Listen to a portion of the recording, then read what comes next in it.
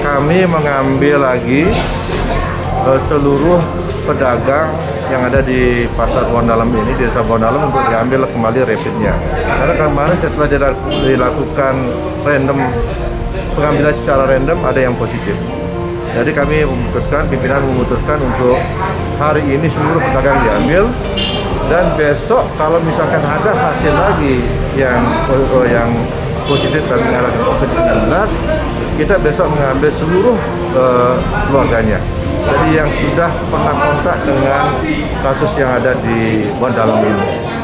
Nah, hasil yang kemarin ini sudah kami isolasi di Rumah Sakit Girimas, dan hari ini rencana akan di swab.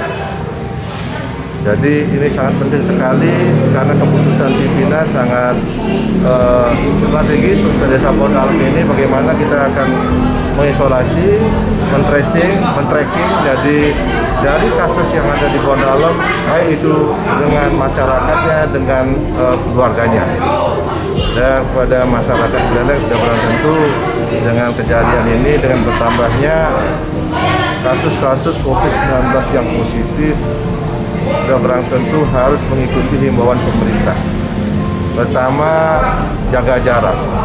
Yang kedua, hindari kerumunan. Kemudian yang ketiga, pakai masker. Yang keempat, cuci tangan.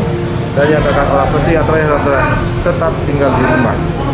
Dengan gotong royong, pasti kita bisa selesaikan masalah COVID-19 di Umi Panji Satu ini.